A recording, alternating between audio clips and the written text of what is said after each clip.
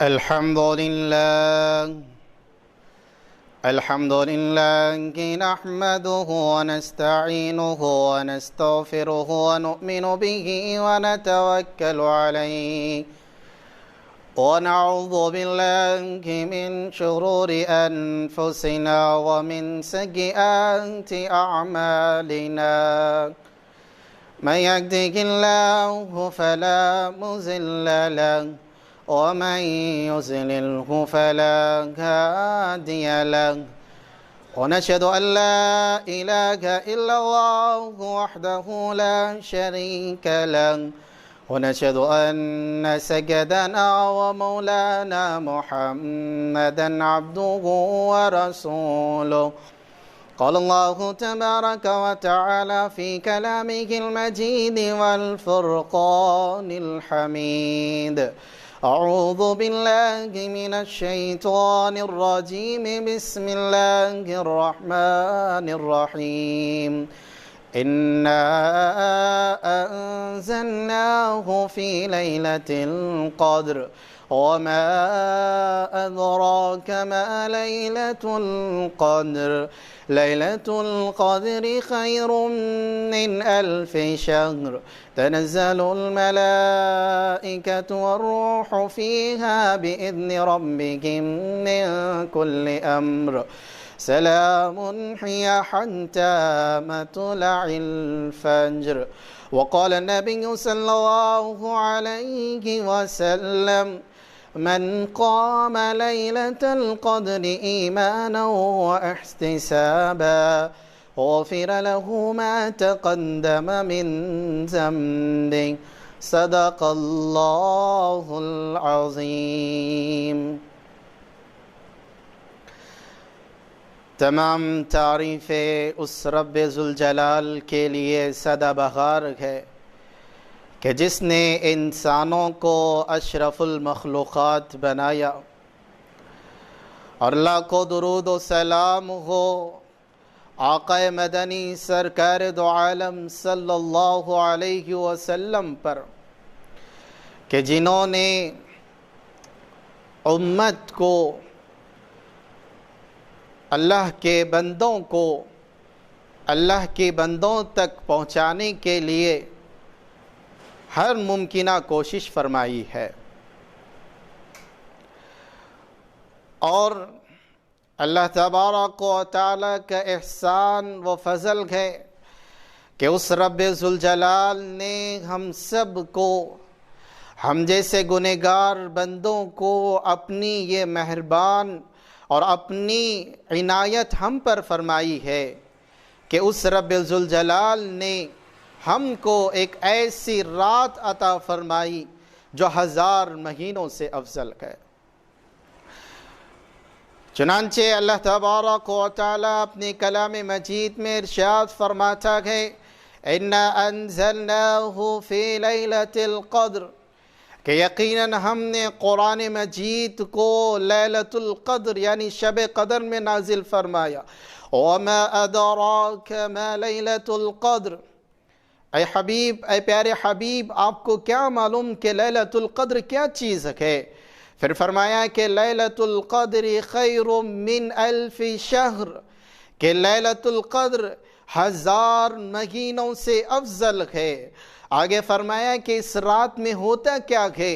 تنزل الملائکۃ والروح فیہا بإذن ربہم من کل امر، کہ ملائکہ پوری طرح سے زمین میں پھیل جاتے ہیں، اور سلام ہی حتی مطلع الفجر، اور جو بندے اس رات میں اللہ کی عبادت کرتے ہیں، اس کی بندگی کرتے ہیں، وہ ان کے لیے ان کی سلامتی کی دعائیں کرتے ہیں، ان کی دعاؤں پر آمین کہتے ہیں، یہاں تک کہ طلوع فجر ہوتا ہے۔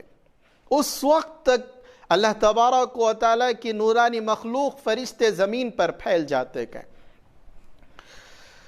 اور اللہ کے نبی علیہ السلام نے ارشاد فرمایا کہ من قام لیلۃ القدر ایمانا و احتسابا، کہ جو شخص لیلۃ القدر یعنی شب قدر میں ایمان و احتساب کے ساتھ اس میں قیام کرے گا، اس میں اللہ کی بندگی کو اختیار کرے گا، آگے فرماتے ہیں غفر لہ ما تقدم من ذنبی، کہ اس کے پچھلے سارے کے سارے گناہ معاف کر دیے جائیں گے۔ اتنا بڑا انعام اللہ تبارک و تعالیٰ نے اس امت کے لیے رکھا ہے۔ چنانچہ حضرت انس رضی اللہ تعالیٰ عنہ سے مروی ہے کہ ایک حدیث میں اللہ کے نبی علیہ السلام نے ارشاد فرمایا کہ رمضان المبارک کی آمد پر آپ نے خطبہ دیا، جس میں فرمایا کہ یہ ماہ جو تم پر آنے والا ہے، قد حضرکم فیہ لیلۃ الف من شہر، اس میں ایک ایسی رات آ رہی ہے جو 1000 مہینوں سے افضل ہے۔ اس رات میں اگر کوئی بندہ اللہ تبارک و تعالیٰ کی رحمت سے محروم ہوگا تو گویا وہ پوری طرح سے محروم ہے، اور فرمایا کہ واقعتاً وہی شخص محروم ہوتا ہے جو واقعتاً محروم ہوتا ہے۔ اور امام زہری علیہ رحمہ فرماتے ہیں کہ قدر کے معنی آتے ہیں بلندی کے، چونکہ جو شخص اس رات میں اللہ تبارک و تعالیٰ کی بندگی کرتا ہے، دعا و استغفار کرتا ہے، تو اللہ تبارک و تعالیٰ کے یہاں اس کی قدر و منزلت بدل جاتی ہے، اور اس رات میں جو تمام گناہوں کو بخش دیا جاتا ہے، گنہگار بخشوں کو ان کے گناہوں سے معافی کا اعلان کیا جاتا ہے، اسی لیے کہا کہ یہ بہت ہی قدر والی رات ہے۔ اور پھر آگے فرماتے ہیں کہ لیلۃ القدر، یہ شب قدر فقط آپ علیہ السلام کی امت کی خصوصیت میں ہیں، چنانچہ پچھلی امتیں جتنی بھی تھیں ان تمام امتوں میں یہ سب سے بڑا عبادت گزار، سب سے بڑا عابد وہی شخص ہوتا تھا جو 1000 مہینوں تک عبادت کیا کرتا تھا۔ لیکن قربان جائیے پیارے حبیب صلی اللہ علیہ وسلم پر کہ اللہ تبارک و تعالیٰ نے اتنا رحم اور کرم کا معاملہ فرمایا اس امت کے ساتھ، اور کہا کہ اس میں ایک رات عطا فرما دی کہ جو شخص اس ایک رات میں چند گھنٹوں میں وہ عبادت کر لیتا ہے تو پچھلی امتوں کے قوم کے برابر ہو جاتا ہے۔ صرف ایک رات میں عبادت کرنے کا ثواب اللہ تبارک و تعالیٰ نے اتنے رکھا ہے۔ لہٰذا ہمیں چاہیے کہ اس رات کو اہمیت اور اس کی قدر کو جانتے ہوئے، اس کی اہمیت کو اپنے دلوں میں جو اجاگر کرتے ہوئے، اس میں اللہ تبارک و تعالیٰ کی بندگی کو اختیار کیا جائے، توبہ و استغفار کا خاص اہتمام کیا جائے۔ ہو سکتا ہے کہ یہ رات ملی ہو یا نہ ملی ہو، آئندہ اس کا ہمیں مل سکتی ہے یا نہ مل سکتی ہے، اس رات کو جو اللہ نے ہمیں عطا کی ہے اس کو قدر جانتے ہوئے، اس کی اہمیت کو سمجھتے ہوئے ہمیں اس رات میں اللہ تبارک و تعالیٰ کی بندگی کرنا چاہیے۔ محترم ناظرین، چونکہ شب قدر اللہ تعالیٰ کے نبی علیہ السلام نے ارشاد فرمایا کہ یہ ایسی رات ہے کہ جس کو اللہ تبارک و تعالیٰ نے اس امت پر مخفی رکھا ہے، اس کا برملا اعلان نہیں کیا کہ کون سی رات شب قدر ہے، لیکن البتہ اتنی مخصوصیت کے ساتھ فرما دیا کہ رمضان مبارک کے آخری عشرے میں اور آخری عشرے کی تاخ راتوں میں یہ شب قدر ہوا کرتی ہے۔ لیکن چونکہ آج 27ویں شب ہے، بہت سے آثار اور احادیث سے اس کی تائید ہوتی ہے، لیکن کسی حدیث میں متعین کے ساتھ ذکر نہیں کیا گیا کہ اسی رات کو شب قدر ہو سکتی ہے۔ لہذا ہمیں ان پوری تاخ راتوں کو، ہر تاخ رات کو شب قدر سمجھتے ہوئے، اس کی اہمیت کو سمجھتے ہوئے ہمیں اس میں عبادت کرنا چاہیے۔ آج جس کو 27ویں شب کو ہم اہمیت دیتے ہیں، اس میں ضرور بھی ضرور عبادت کیا جائے، لیکن آنے والی 29ویں شب کو بھی ہمیں عبادت کرنا چاہیے۔ ہو سکتا ہے کہ آنے والی 29ویں شب ہی کو اصل شب قدر ہو سکتی ہو، لہٰذا اس کی کوئی متعین نہیں ہے، بلکہ اس کو مخفی رکھا گیا ہے، اور اس میں حکمت بھی یہ ہے تاکہ اللہ کے بندے کسی ایک رات پر ٹیکا لگا کر نہ بیٹھے، وہ رمضان مبارک کے آخری عشرے میں طاق راتوں میں اللہ کی عبادت کرے، اور وہ کسی نہ کسی طرح سے اللہ کے بندوں تک ملے۔ اور اللہ تبارک و تعالیٰ اتنا مہربان اور اتنا کریم اور اتنا رحیم ہے اپنے بندوں پر، وہ طرح طرح کے بہانے ڈھونڈتا ہے اپنے بندوں کو کہ کس طرح سے میں اپنے بندوں کو اللہ تبارک و تعالیٰ یہ چاہتا ہے کہ کس طرح سے میں اپنے بندوں کو اپنے دربار تک بلاؤں، ان کی معافی کا اعلان کروں، ان کے گناہوں کی بخشش کروں۔ اسی لیے اللہ تبارک و تعالیٰ نے یہ شب قدر ہمیں عطا فرمائی ہے، جو کسی پچھلے امتوں کو نہیں تھی۔ ان کی عمروں پر ہم نظر ڈالیں تو ہزاروں سال ان کی عمریں ہوا کرتی تھی، اور ہزاروں سال تک وہ عبادت کیا کرتے تھے، لیکن اس امت پر صرف ایک رات ایسی دی، اس ایک رات میں تم عبادت کر لو اور 1000 مہینوں سے تمہیں بڑھ کر ثواب لکھ دیا جائے گا۔ چنانچہ اگر یہ رات ہم پالیں تو حضرت عائشہ صدیقہ رضی اللہ تعالیٰ عنہ فرماتی ہیں، اے اللہ کے نبی علیہ السلام، اگر میں شب قدر کو پالوں تو میں کیا دعا مانگوں؟ تو آپ علیہ السلام نے ارشاد فرمایا کہ اے عائشہ، اگر تمہیں شب قدر معلوم ہو جائے، اگر تم اس کو حاصل کر لو تو یہ دعا بکثرت دعا کیا کرو، اللہم انک عفو تحب العفو فاعف عنی۔ تو یہ شب قدر کا وظیفہ ہے اور یہ شب قدر کی دعا ہے جس کو اللہ کے نبی علیہ السلام نے ہمیں تعلیم دی ہے۔ محترم ناظرین، ہمیں چاہیے کہ اس کی قدر و اہمیت کو جانیں اور اس کی اہمیت کو اپنے دلوں میں جگہ دیں۔ تو آئیے ہم بات کرتے ہیں اس رات میں جو موضوع دیا گیا تھا کہ توبہ و استغفار کی یہ رات ہے۔ تو آئیے اللہ تبارک و تعالیٰ کے یہاں جانتے ہیں کہ توبہ کیا چیز ہے، استغفار کیا چیز ہے، توبہ سے ہمیں کیا معلوم ہوتا ہے، توبہ کی حقیقت کیا ہے، کس طرح کی توبہ کو اللہ کے تبارک و تعالیٰ کے یہاں قابل قبول ہے، اور کس طرح سے توبہ کرنے پر اللہ تبارک و تعالیٰ اس کے جنتی کا فیصلہ لکھ دیتے ہیں۔ سب سے پہلے ہمیں چاہیے کہ ایسی رات میں جو بہت ہی اہمیت والی رات ہے، اس رات میں اللہ تبارک و تعالیٰ کے نزدیک نمازوں کا اہتمام کریں، دعا و اذکار کا اہتمام کریں، ذکر و اذکار کا، قرآن کریم کی تلاوت کا خاص اہتمام کریں، اور وہیں پر ایک ہے اہم دعا کا خاص اہتمام کریں۔ دعا کے بارے میں قرآن مجید نے ارشاد فرمایا، ادعوا ربکم تضرعا وخفیا انہ لا یحب المعتدین۔ اللہ فرماتا ہے کہ تم اللہ تبارک و تعالیٰ کو ڈرتے ہوئے پکارو، یقیناً اللہ تبارک و تعالیٰ سننے والا ہے۔ ایک تو ہے کہ ڈرتے ہوئے، اور ایک خفیہ طور پر اللہ تبارک و تعالیٰ کو پکارو، یعنی دعائیں کرو۔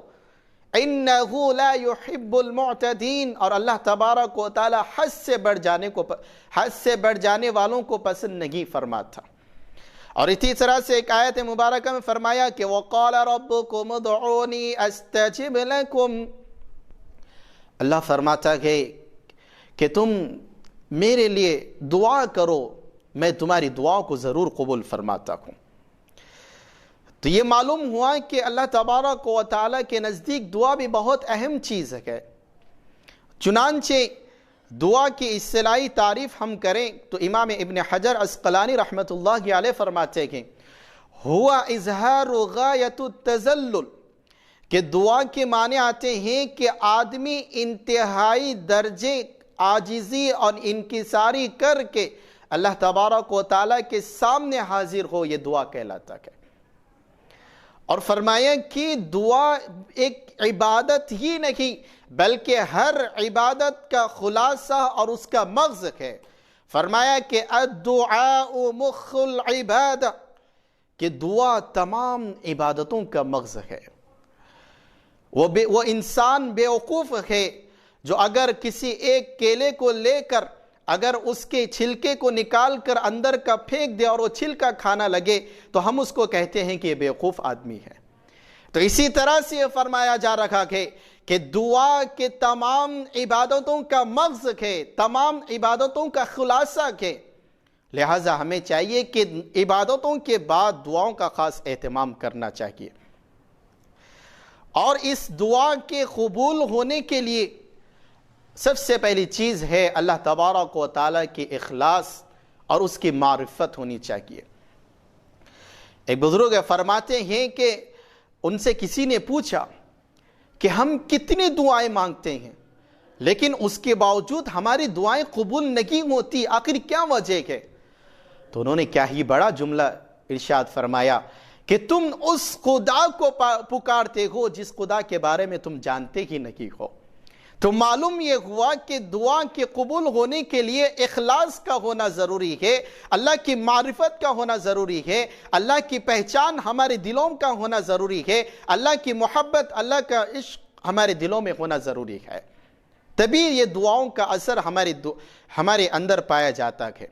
چنانچہ حضرت انس رضی اللہ تعالیٰ عنہ فرماتے ہیں کہ من ذکر اللہ فزازت عیناہ من خشیتہ حتی یصیب الارض من دمومہ، کہ حضرت انس رضی اللہ تعالیٰ عنہ فرماتے ہیں کہ جس نے اللہ کو یاد کیا اس کے خوف سے اس کی آنکھیں اشک بار ہو گئی، اور وہ آنکھیں اتنے اشک بار ہوئی کہ اس کے آنسو نکل کر زمین تک پہنچ گئے، اس کے آنسوں کے قطرے زمین تک پہنچ جاتے ہیں، تو اللہ تبارک و تعالیٰ فرماتا ہے کہ اللہ اس کو عذاب نہیں دے گا۔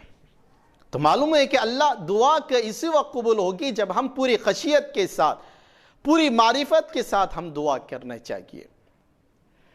لہٰذا ہمیں چاہیے کہ دعاؤں کا خاص اہتمام کریں، ہمیں دعا جتنی ہو سکے اللہ تبارک و تعالیٰ کے نزدیک دعائیں کریں۔ ہمیں کہتے ہیں ہمارے یہاں شکوہ ہوتا ہے کہ دعائیں قبول ہی نہیں ہوتی، یہ غلط بات ہے، دعا ضرور قبول ہوتی ہے۔ دعا کے 3 درجے ہیں، 3 درجوں میں اس کی دعاؤں کی قبولیت کا اعلان لکھا جاتا ہے۔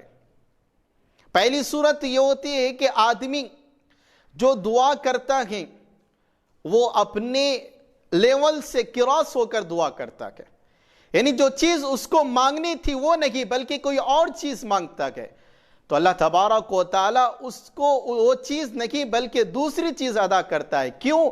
اس لیے کہ اللہ تبارک و تعالیٰ جانتا ہے، اللہ کے یہاں جانتا ہے کہ کون سے بندے کو کس وقت کس چیز کی ضرورت ہوتی ہے، تو لہٰذا ہم جو دعا مانگتے ہیں ہو سکتا ہے کہ وہ ہمارے لیے مناسب نہیں ہو، تو جو چیز ہم مانگتے ہیں اس کے بدلے میں اللہ تبارک و تعالیٰ کوئی اور چیز عطا کرتا ہے، کیونکہ وہی چیز ہمارے لیے خیر کا ذریعہ ہوتا ہے۔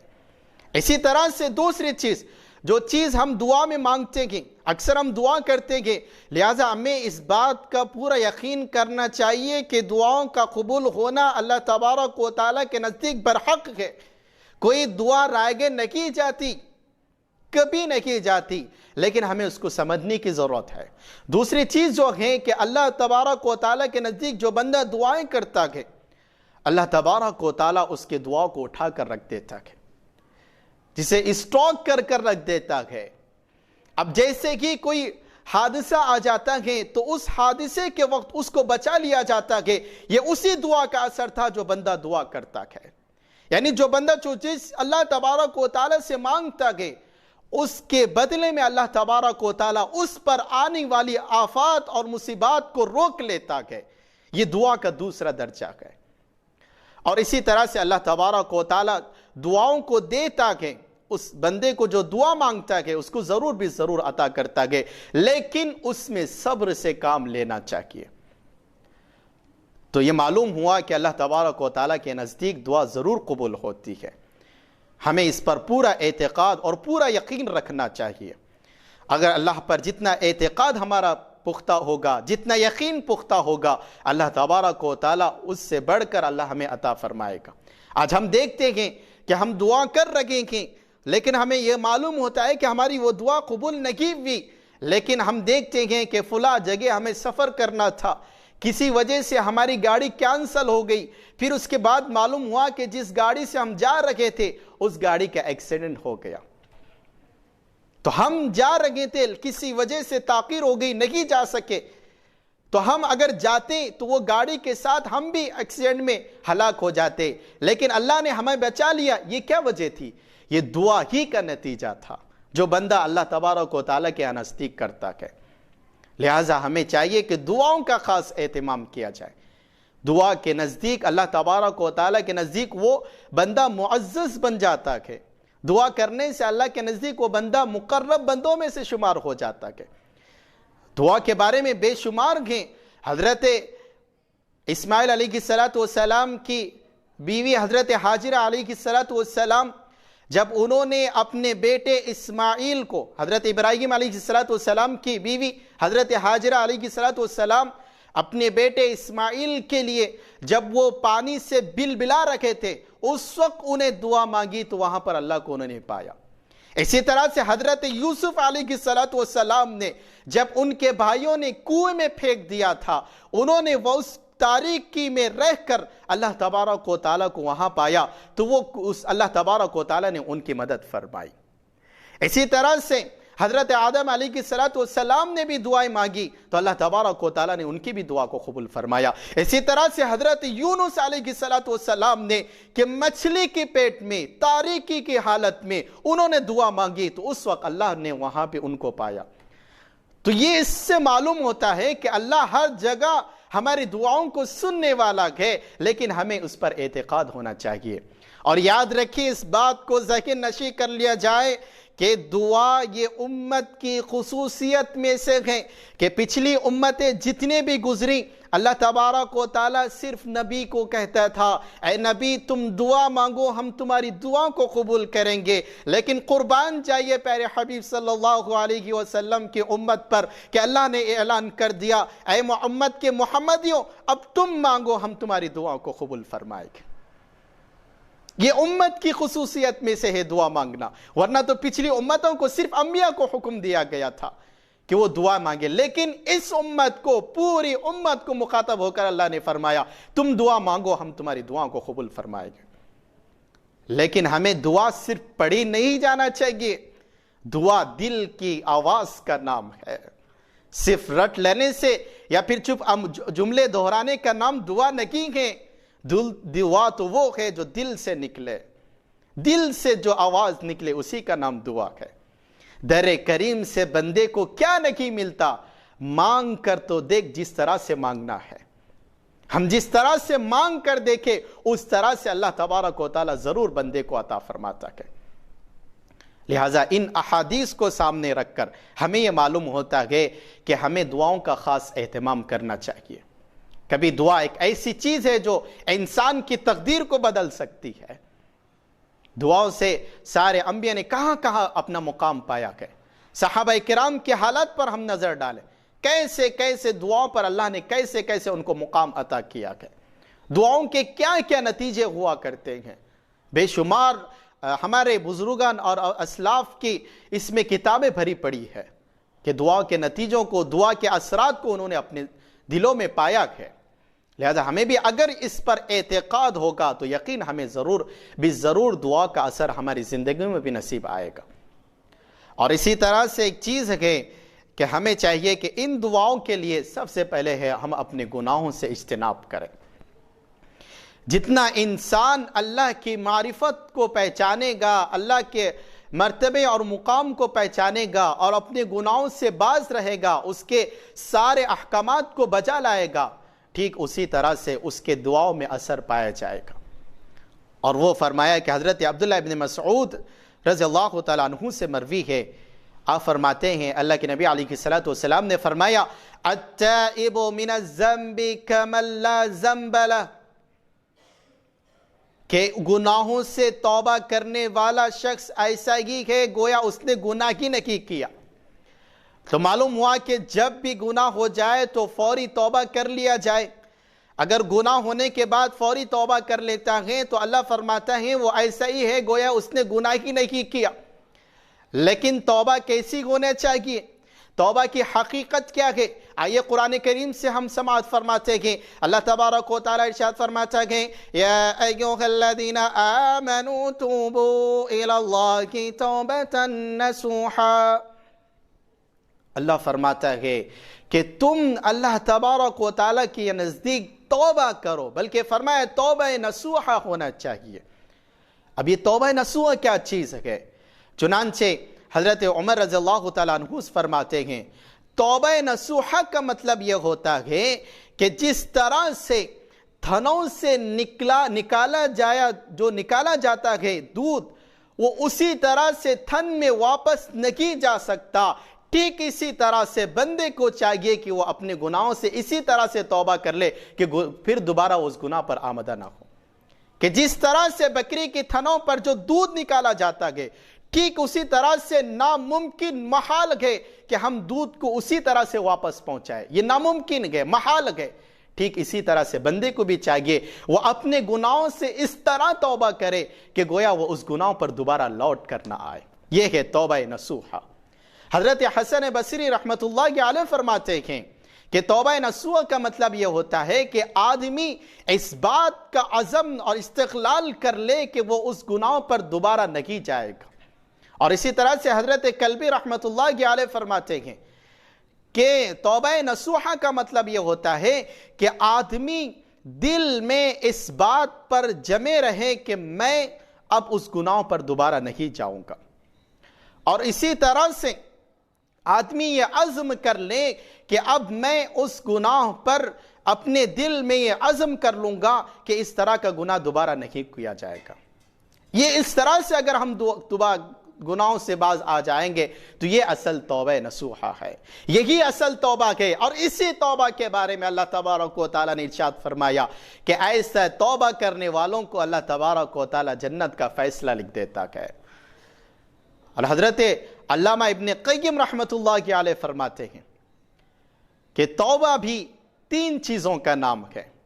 سب سے پہلے دل میں اس بات کا ارادہ کر لیا جائے کہ ہم اس توبہ کو، اس گناہ کو دوبارہ نہیں کریں گے، اور اسی طرح سے یہ عزم کر لیا جائے کہ ہم اس گناہ کو کسی بھی صورت میں، چاہے کتنا بھی ہم بھٹک جائے، اس گناہ کو ہم دوبارہ نہیں کریں گے۔ اگر یہ ساری چیزیں ہمارے اندر رہے گی تو تبھی جا کر ہماری توبہ کا اثر بھی ہوگا اور ہماری دعائیں قبول بھی ہوگی۔ چونکہ حضرت انس بن مالک رضی اللہ تعالیٰ عنہ فرماتے ہیں کہ اللہ کے نبی علیہ السلام نے ارشاد فرمایا کہ شیطان کو جب دھتکار دیا گیا تھا، اس کو نکال دیا گیا تھا، اس نے اس وقت یہ جملے کہے تھے کہ ضرور بالضرور جب تک انسانوں کے جسم میں ان کی روح رہے گی اس وقت تک میں ان کو بھٹکاتے رہوں گا، ان کو گناہوں پر آمادہ کرتے رہوں گا۔ اور اللہ تبارک و تعالیٰ نے بھی ارشاد فرمایا لا ازال اغفرهم مستغفرونی۔ اللہ نے بھی پیارا جملہ فرمایا کہ اگر تجھ کو میرے بندوں کو دھتکارنا ہے، ان کو بھٹکانا ہے تو بھٹک دے، لیکن میری عزت کی قسم، میری عزت و جلال کی قسم، میں اپنے بندوں کو اس وقت تک معاف کرتے رہوں گا جب تک وہ مجھ سے استغفار کرتے رہیں گے۔ تو اس سے معلوم ہوا کہ جب ایک طرف شیطان یہ اعلان کر کے گیا تو دوسری طرف اس رحیم، اس کریم آقا مولا پر دیکھیے، اس نے کہا کہ میں اپنی عزت کی قسم کھا کر کہتا ہوں کہ میں اپنے بندوں کو ضرور بھی ضرور معاف کروں گا۔ لہٰذا ہمیں چاہیے کہ ہم تو گناہوں سے اپنے بالکلیات اس سے اجتناب کریں اور یہ عزم کر لے کہ اب میں دوبارہ اس طرح کے گناہ نہیں کروں گا۔ اسی کا نام توبہ ہے، اور یہ توبہ اسی وقت قابل قبول ہوگی جب ہم ان گناہوں سے باز آ جائیں اور آئندہ نہ کرنے کا ہم ارادہ کر لیں گے، اسی وقت جب ہماری توبہ قابل قبول ہوگی۔ آئیے ہم ہمارے اسلاف پر نظر ڈالتے ہیں کہ ہمارے اسلاف کیسے گزرے ہیں، جنہوں نے اللہ تبارک و تعالیٰ کے نزدیک کیسے گریزاری کی ہے، کیسے ان کی دعائیں ہوا کرتی تھی۔ آج ہم صرف یہ توبہ اس چیز کا ہمارا نام ہے، صرف گال پر پیٹ لینے کا نام توبہ نہیں ہے جس کو آج ہم سمجھتے ہیں۔ توبہ تو اس چیز کا نام ہے جب ہم اس گناہ کو دوبارہ نہ کریں۔ صرف گال پر پیٹ لینے کا نام توبہ نہیں ہے۔ اور آئیے ہمارے اسلاف جنہوں نے اس معاملے میں کیسے گریزاری کی ہے اور کیسے انہوں نے دعائیں کی ہے، آج بھی اگر ہمارے سامنے ہمیں معلوم ہونا چاہیے کہ ہمارے اسلاف نے کیسے قربانیاں دی ہے، ان کے عبادتیں کیا کیسے ہوا کرتی تھی، ان کے راتیں کیسے گزارا کرتے تھے اور ان کے اوقات کیسے گزارا کرتے تھے، ان کی تعلیمات کیا تھی، ان کے معمولات کیا تھے، یہ ہمارے لیے جاننا بے حد ضروری ہے۔ چنانچہ حضرت امام ابو حنیفہ رحمۃ اللہ علیہ کے بارے میں آتا ہے کہ آپ ایک مرتبہ وضو فرما کر مسجد کے ایک کونے میں بیٹھ گئے اور پھر زور زور سے رو رہے ہیں اور اتنا روتے ہیں اور اتنا بے تحاشا آپ روتے ہیں یہاں تک کہ آپ بے ہوش ہو جاتے ہیں۔ اور ایک روایت میں ان کے یہاں تک آیا ہے کہ آپ اتنا رویا کرتے تھے دعاؤں میں، کبھی کبھی اتنا رویا کرتے تھے اور فرماتے تھے جب وہ بے ہوش ہو جاتے اور ان کو ہوش آ جاتا تو وہ کہتے کہ اے اللہ تبارک و تعالی قیامت کے دن کیا ہی عجیب بات ہوگا کہ جب اس وقت ابو حنیفہ بخشا جائے گا، کہ آپ پوری رات رویا کرتے تھے، اتنا روتے تھے کہ آپ بے ہوش ہو جاتے تھے۔ آج ہمارا کیا معاملہ ہے کہ ہمارے دعاؤں میں معمولی سے 2 قطرے نہیں نکل پاتے۔ آخر کے وجہ کیا ہے؟ اس لیے کہ ہم نے اس دل کو گناہوں سے بھر دیا ہے، یہ دل ہمارا سخت ہو گیا ہے، یہ دل نفس دنیا کی خواہشات کی تکمیل میں لگا ہوا ہے، اسی وجہ سے یہ دل اللہ تبارک و تعالیٰ کی یہاں نہیں روتا ہے۔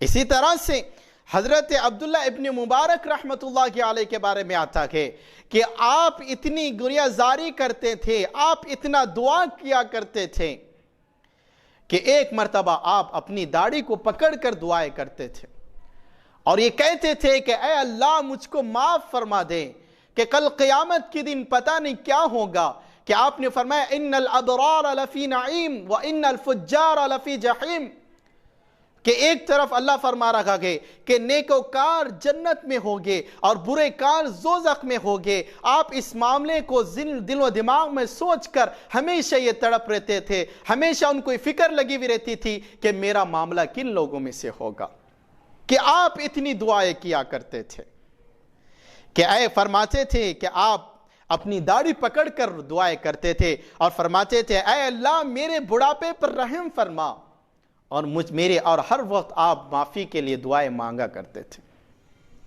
اور اسی طرح سے ایک بزرگ حضرت حسان بن منان رحمت اللہ علیہ کے بارے میں آتا ہے کہ انہوں نے دریافت کیا کہ میں مرنے سے پہلے میری ایک امید ہے کہ مرنے سے پہلے ایک ایسی رات مجھ کو نصیب ہوں کہ اس پورے رات میں نماز توبہ و استغفار ہی میں کر دوں تاکہ میں اللہ تبارک و تعالیٰ کے نزدیک بخشا جاؤں۔ تو محترم ناظرین، یہ معاملہ ہمارے اکابرین امت کا تھا کہ جو روتے تو ان کے داڑھیوں تک بھیگ جاتے تھے۔ آج ہم ایک روتے ہیں تو 2 قطرے آنسو بھی ہمیں نہیں آتے۔ آخر کیا وجہ ہے؟ ہم نے اس دل کو سخت کر رکھا ہے، اس دل میں اللہ کی محبت نہیں کسی غیر کی محبت آ چکی ہے، اور اس ہمارے اندر اللہ کے تبارک و تعالیٰ کے احکامات پر اتنی روگردانی ہو رہی ہے جس کا ہم کبھی محاسبہ بھی نہیں کرتے ہیں۔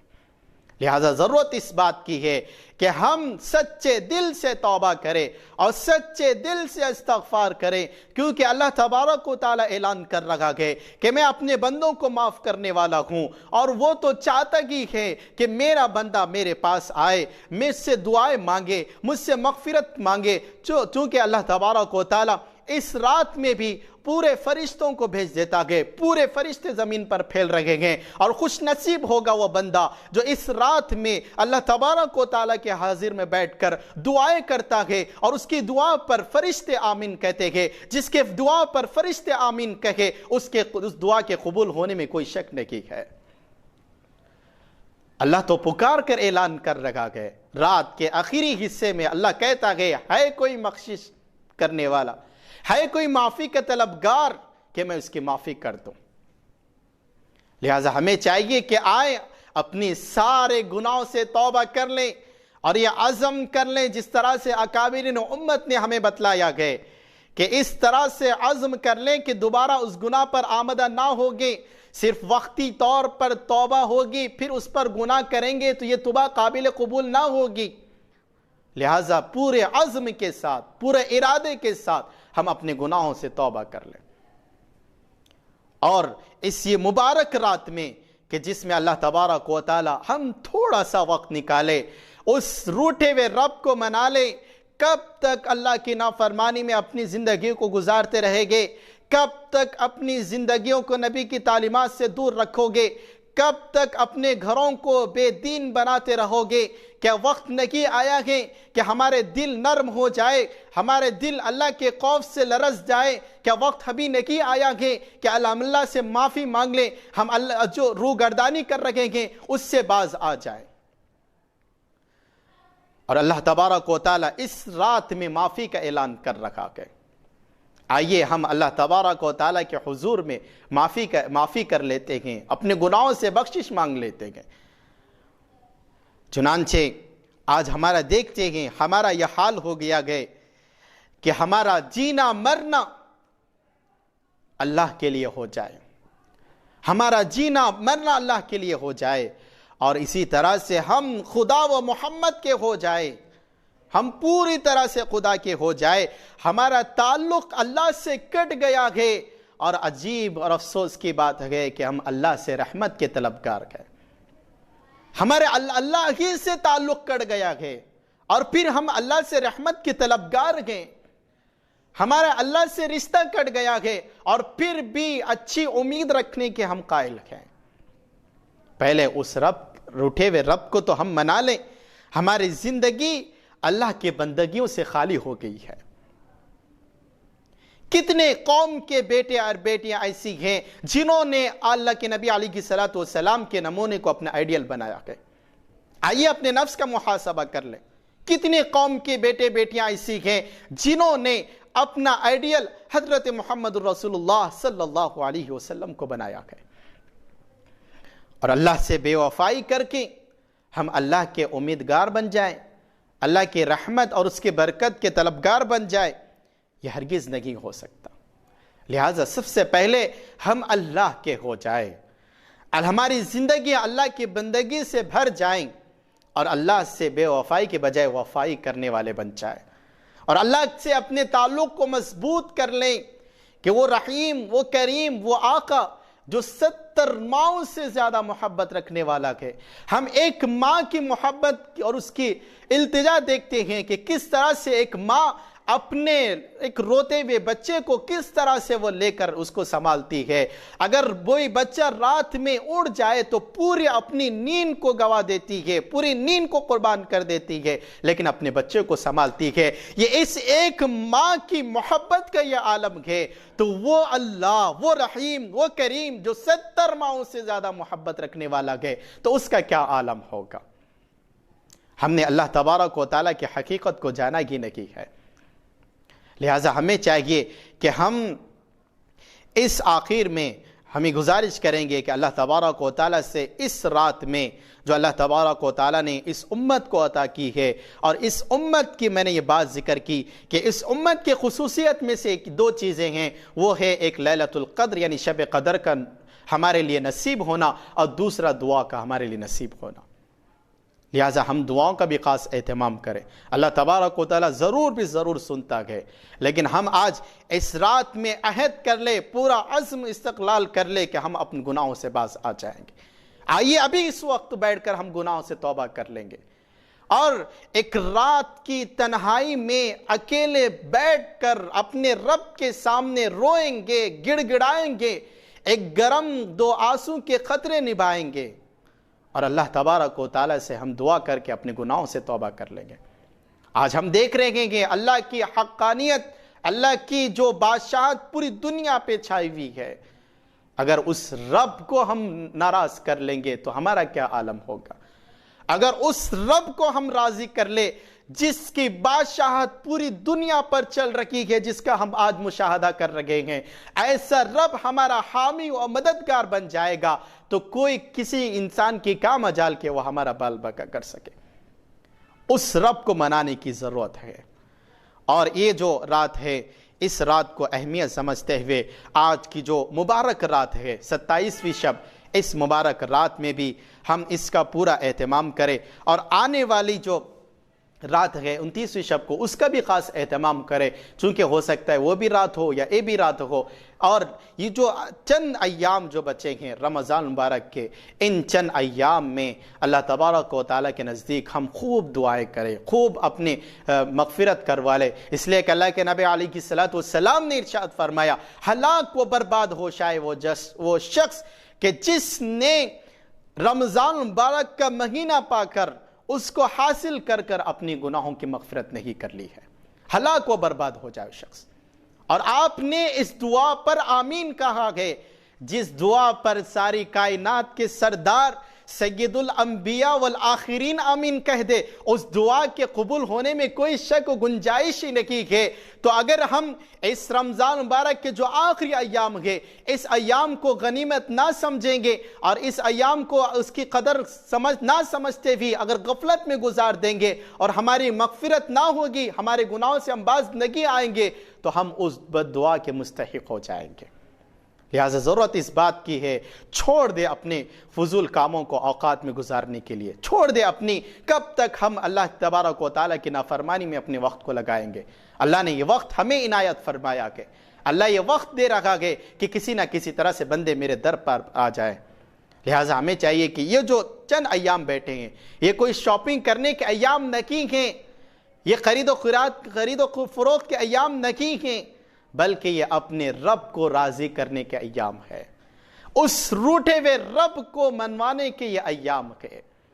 اور یہاں تک کہ اللہ تبارک و تعالیٰ اس شب قدر میں بھی، اور آخری جو عید الفطر کی رات ہوا کرتی ہے جس کو ہم چاند رات کہتے ہیں، اس رات کو حدیث مبارکہ میں آتا ہے کہ یہ لیلۃ الجائزہ ہے، یہ شاپنگ کی رات نہیں ہے۔ جو آج خواتین، جو آج ہمارے مسلمان بھائی جو بازاروں کی زینت بنا ہوا کرتے ہیں، حقیقت تو یہ ہونی چاہیے کہ اس رات میں ہم مسجدوں کی زینت بنے رکھیں۔ اس رات کو لیلۃ الجائزہ کہا جاتا ہے۔ جس طرح سے ایک مزدور اپنی مزدوری کرنے کے بعد آخر میں شام میں وہ اپنی مزدوری کو حاصل کرتا ہے، ٹھیک اسی طرح سے یہ پورا رمضان مبارک کا مہینہ جب ہم اللہ تبارک و تعالیٰ کے یہاں روزے رکھتے ہیں، ذکر و اذکار کرتے ہیں، قرآن کریم کی تلاوت کرتے ہیں اور اپنی مغفرت کی دعائیں کرتے ہیں، یہ پورا مہینہ آخر میں اللہ تبارک و تعالیٰ نے ایک رات رکھ دی ہے کہ اس پورے رات میں جو ہم عبادت کرتے ہیں اس کا صلہ اس آخر رات میں دیا جاتا ہے۔ تو معلوم یہ ہوا کہ آج ہم یہ جو خیال ہمارے اندر آتا ہے کہ 27ویں شب ہو جائے تو رمضان ختم ہو گیا، رمضان کا جو پیغام وہ سب ختم ہو گیا، یہ افسوس کی بات ہے۔ یہ معاشرہ کس طرف جا رہا ہے؟ حالانکہ اللہ کے نبی علیہ الصلوۃ والسلام کا معمول کی تھا کہ آپ اس آخر عشرے میں عبادت میں غیر معمولی آپ کا اضافہ ہوا کرتا تھا۔ لہذا ہمیں بھی چاہیے کہ ان آخری ایام کو غنیمت سمجھے، چھوڑ دے غفلت اور اللہ تبارک و تعالیٰ کے نزدیک اپنے گڑ گڑا کر دعائیں کر لے، اور ہم اپنی اس تھوڑی سی نیند کو قربان کر کر اللہ تبارک و تعالیٰ کے نزدیک دعائیں مانگے، ہم اپنی نیندوں کو خبر میں پوری کریں گے۔ آئیے تھوڑا سا وقت نکالیں، اللہ کے دربار میں بیٹھیں، گڑ گڑائیں، دعائیں کریں۔ آج مسجدیں بند ہیں، اللہ کا عذاب پوری دنیا پہ چھاوا ہوا ہے، ایسے وقت میں بھی غفلت میں بیٹھے رہیں گے، ہم باہر بیٹھ کر فضول اوقات میں اپنے وقت کو گزاریں گے، ایسے وقت کو بھی ہم غفلت میں گزار دیں گے کہ ہمیں اللہ کے عذاب سے ڈر نہیں ہے۔ یاد رکھیے اس پچھلی قوموں کے واقعات کو کہ کیسے اللہ تبارک و تعالیٰ نے ان کو ہلاک کر دیا تھا۔ رات کی رات میں آن کے آن میں سب کے سب فنا ہو گئے تھے، کہ ہم یہ سب بھول گئے ہیں، کہ ہمارا دل اتنا غفلت ہو گیا ہے کہ ایسے وقت میں بھی ہم اپنے وقت کو فضول چھوڑ دیں، ایسے وقت کو بھی غفلت میں گزار دیں۔ لہٰذا آئیے، ہم یہ نہیں کہا کہ مسجدیں بند ہیں، لیکن اپنے ہر گھر کو تو ہم مسجد بنا سکتے ہیں۔ اپنے یہ موقع اللہ نے عطا کیا تھا کہ ہمیں اپنے پورے گھر والوں کے ساتھ ہم دعا و استغفار کریں اور پورے گھر والوں کے ساتھ ہم عبادت کریں۔ اللہ تبارک و تعالیٰ نے ہمیں یہ موقع عنایت فرمایا گئے، اور جو باتیں میں نے عرض کی ہے اس کو بھی ہم ذہن میں رکھتے ہوئے اور اس آنے والے ایام کو اس کو غنیمت سمجھتے ہوئے ہم زیادہ سے زیادہ اللہ تبارک و تعالیٰ کے نزدیک دعا و استغفار کریں اور دعاؤں کا بھی خاص اہتمام کریں۔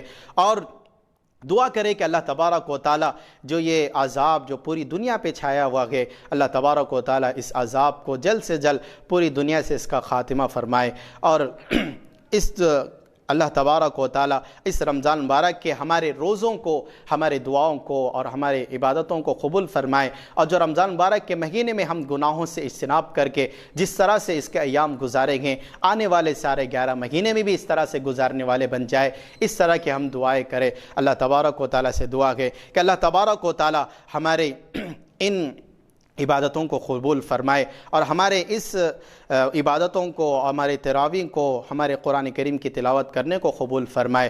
اللہم صلی علی سیدنا شفیعنا حبیبنا مولانا محمد وبارک وسلم۔ ربنا آتنا فی الدنیا حسنۃ وفی الآخرۃ حسنۃ وقنا عذاب النار۔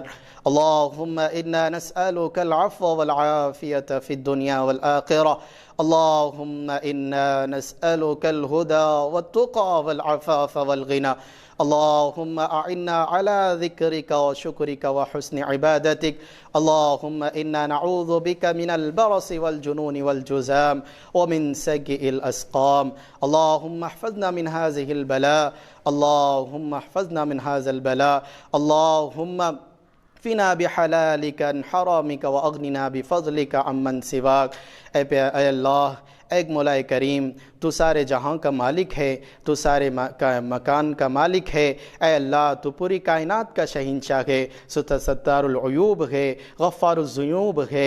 اے اللہ، تیری ذات والحی والقیوم ہے۔ اے اللہ، ہم سب گناہوں پر، اے اللہ ہم سب گناہ کر بیٹھے ہیں۔ اے اللہ، ہمارے گناہوں کو معاف فرما دیجئے۔ اے اللہ، یہ مبارک رات جو ہمیں عطا فرمائی ہے، اے اللہ اس رات کے طفیل ہم سب کے گناہوں کو معاف فرما دیجئے۔ اے اللہ، ہم پر نظر کرم فرما دیجئے۔ اے اللہ، ہم پر نظر کرم فرما دیجئے۔ اے اللہ ایسے کام کرنے والے بنا دیجئے جس سے آپ راضی ہو جائے۔ اے اللہ، ایسے کام سے ہمیں باز رکھیے جس سے آپ ناراض ہو جائے۔ اے اللہ، دین پر چلنا ہم سب کے آسان فرما دیجئے۔ اے اللہ، پیارے حبیب صلی اللہ علیہ وسلم کی سنتوں پر عمل پیرا ہونے کی توفیق نصیب فرما دیجئے۔ اے اللہ، پیارے حبیب صلی اللہ علیہ وسلم کی تعلیمات کو عام کرنے کی توفیق نصیب فرمائیے۔ اے اللہ، یہ جو بیماری پھیلی ہوئی ہے، اے اللہ اس بیماری کو اے اللہ جلد سے جلد ہمارے ملک سے، پورے عالم سے اس کا خاتمہ فرما دیجئے۔ اے اللہ، یقیناً بیماریوں کو دینے والا بھی تو ہے۔ اے اللہ، شفا کا دینے والا بھی تیری ذات ہے۔ اے اللہ ہم گناہ گار بندوں پر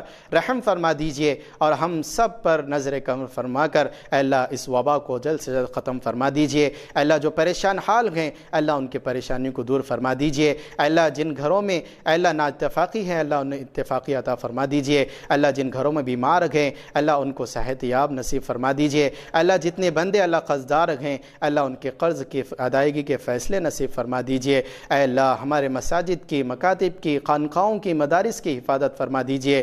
اے اللہ جو لوگ اللہ دین کے کام میں لگے ہوئے ہیں، اللہ ان کی بھی مدد و نصرت فرما دیجئے۔ اے اللہ، جو لوگ ہم سے دعاؤں کی گزارش کرتے ہیں، اللہ ان کی دعاؤں کو بھی اے اللہ قبول فرما دیجئے۔ اے اللہ، آج کی اس رات کے طفیل، اے اللہ کتنے بندے آج آپ کے سامنے ہاتھ پھیلائے ہوئے ہوں گے، اللہ کتنے بندے آج آپ سے دعا کر رہے ہوں گے، اللہ ان سب کی دعاؤں کا واسطہ اللہ ہم پر نظر کرم فرما دیجئے۔ اے اللہ، ہمارے درمیان خوشحالی عطا فرما دیجئے۔ اللہ، ایمان پر خاتمہ ہم سب کو نصیب فرما دیجئے۔ اے اللہ تیرے رضا والے کام ہم سب کو نصیب فرما دیجئے۔ اے اللہ، جن رشتہ داریوں میں اللہ نا اتفاقی ہوئی ہے، اللہ ان میں اتفاقی عطا فرما دیجئے۔ اے اللہ، ہمارے اکابرین امت کو اللہ دارین میں جزائے خیر عطا فرما دیجئے۔ اے اللہ، جتنے ہمارے بڑے ہیں، اللہ ان کے سایہ ہم پر تا دیر قائم فرما دیجئے۔ اے اللہ ہمارے والدین کی، ان کی خدمات کو قبول فرمائیے۔ اے اللہ، ان کے جو قربانیاں ہیں، اللہ ان کو قبول فرما دیجئے۔ اے اللہ، ہم سب کو بھی ان کی خدمت عطا کرنے کی توفیق نصیب فرما دیجئے۔ اے اللہ اس پوری امت کو بخش دیجئے۔ اللہ، اس پوری امت کو 5 وقت نماز بنائیے۔ اے اللہ، ان سب پاری امت کو نیک اور متحد بنائیے۔ اور اللہ تبارک و تعالیٰ سے دعا ہے، اے اللہ ہم سب کو اس رات میں اے اللہ پوری عبادت کو اہتمام کے ساتھ کرنے کی توفیق نصیب فرما دیجئے۔ اے اللہ، جو مانگا ہے وہ عطا فرما، اور جو مانگنے سے رہ گیا وہ اپنی شان عطا فرما۔ اے اللہ، ہم کو مانگنے نہیں آتا، اے اللہ مانگنا بھی طریقہ ہم سب کو عطا فرما۔ اللہم صلی علی سیدنا شفیعنا حبیبنا مولانا محمد وبارک وسلم۔ سبحان ربک رب العزت عما یصفون، وسلام علی المرسلین، والحمد للہ رب العالمین۔